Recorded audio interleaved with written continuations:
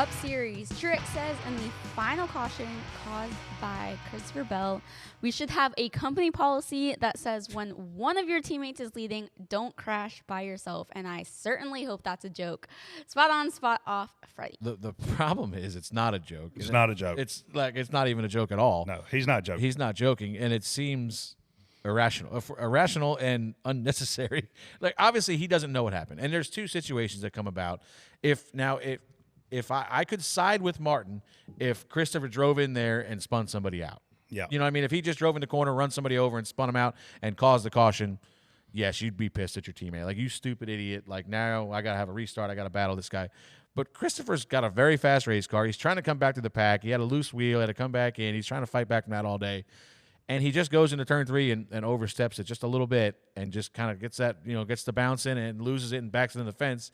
And you start calling him out for ruining your race. Like, this is not a good look. And we've seen this from Martin before. Sometimes he gets a little hot under the collar. And as a spotter, have you ever told your driver, hey, your teammate's leading right here. There's 10 to go.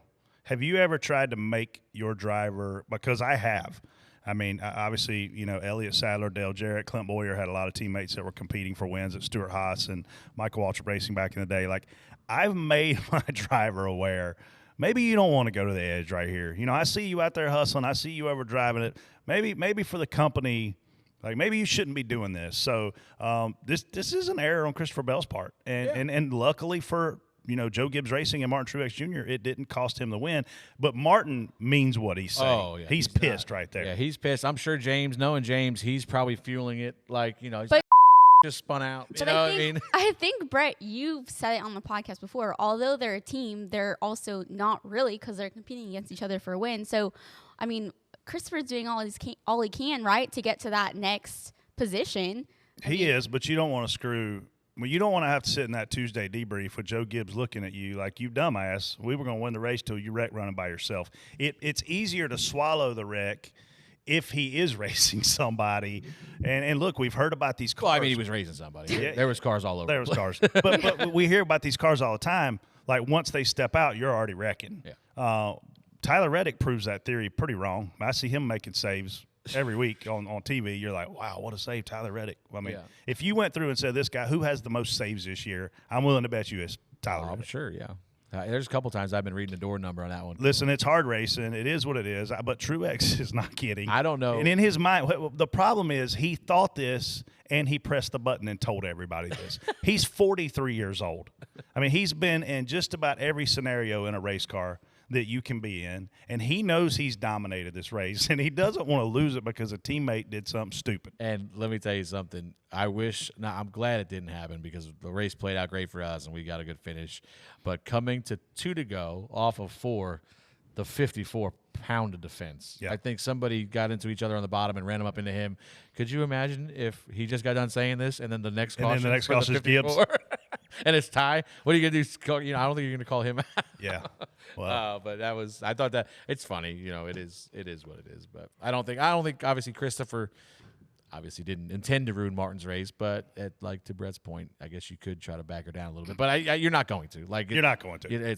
You're going for everything you can, especially when you've got a really good race car and you're kind of been put behind the 8 ball. There's one thing about the sprint car and dirt racers making it to the Cup Series that makes me really excited and happy. It's they never stop giving you 110%. It's like they're running a 25-lap feature for 500 laps or 500 miles. Like, they're never not giving you all it. And that's the difference in when I got here in the 90s versus now, or late 90s, is guys were out there managing the race, taking care of their equipment, running at 85, 90%, getting to that last fuel window.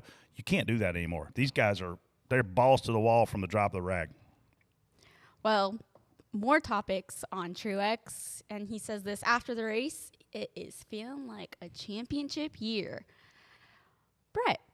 I actually went back, and I'm glad this is on the show sheet. I went and looked at Martin's lap-led percentage. He's obviously got 3 wins this year: Dover, Sonoma, Loudon. In those 3 wins, we talked about it on the show earlier this year. When he wins, he freaking tends to dominate, right? He has 3 wins. He's led 373 out of 811 laps. That's 46% of laps led when he wins. His championship year, 2017, he had 8 wins. He led 2,253 laps out of 10,000 some laps. He led 21% of the laps that he raced. Like, that is absolutely insane. So is he trending toward being a championship favorite? It looks like it from his confidence level. It looks like it from how fast his cars are.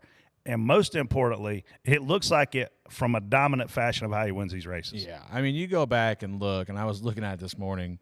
He's probably got 4 of the most dominant wins that I can remember. Well, that Coke 600 one made me want to puke. That Coke 600, he led 392 of 400 laps. That was miserable to watch. The Southern 500, he led 248 of 290 laps. That was equally as miserable. Martinsville, he led 464 of 500 laps. I'm going to the bathroom to puke right now. And then he does this on yesterday. Like, I mean, obviously, like, to your just credit to him, like, when he goes out and dominates, he dominates. It's not in question. And yeah, I don't know how you don't call him the championship favorite right now. You know, Byron's obviously got 4 wins, but I feel like Martin's 4 wins have been much more dominant, and Martin's had more speed for sure of late than the 24 has. And you know, and I don't know how you don't call him a championship favorite right now. He also, I mean, we talk about the don't give or he don't have to give. No. This guy's 43. We just said it, 43 years old, won tons of races. He's a champion. Like, he doesn't feel any pressure right now. No. He just goes out, has fun, and to be honest with you, kicks everybody's butt. Well, on that note, obviously not knowing what his plans are for next year, I mean, are you hearing any rumors? Does this obviously mean he's there? I feel like there's a few Xfinity drivers on the Toyota camp that should be moving up to Cup, like a John Hunter. I mean, this essentially, he's in a waiting game at this point. You right? could say if he could have the ultimate walk off, win a championship, and leave. But I just don't. When you're in this position, you're kicking everybody's ass as bad as you are. How could you walk away? I don't.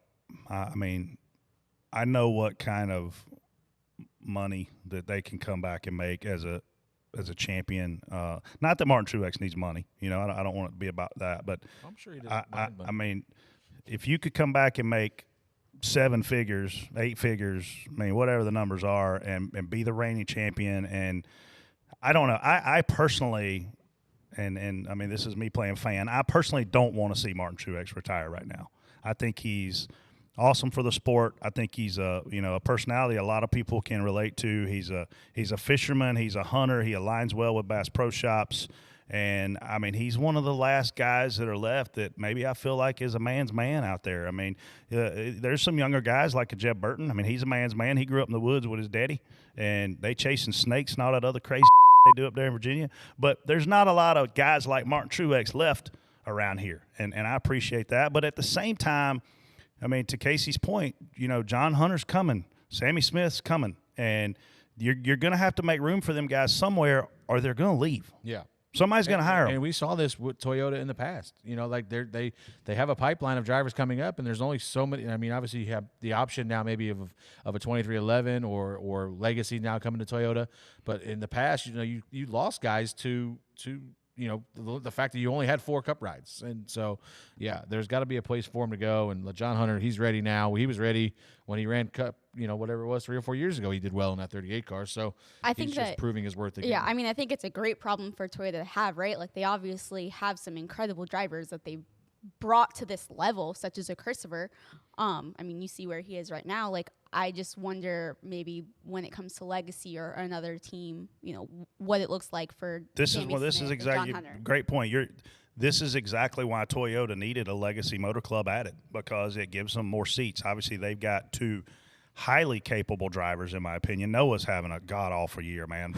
Bless his heart. I wouldn't want to fly on an airplane he with was him. asking for. He was saying you can't wait for the offseason, March? Maybe the ghost version of Noah Gregson was riding with me yesterday when I DNF'd 2 cars on I-77, because I feel like his luck's literally that bad. But, Casey, great point. Legacy Motor Club is 2 more Toyota seats, and it opens up the door for Toyota to make more moves, because when they only had 4 or 5 seats in the Cup Series and you had 10-plus drivers coming, you knew you couldn't keep them all. I mean, you knew the Corey Himes and the Chandler Smiths and whoever else you rattle off, eventually they're going to have to go somewhere because there wasn't enough seats. Now you start talking about 8 And then 2311 has the capabilities of adding 2 cars. I mean, you start talking about 8 to 10 seats.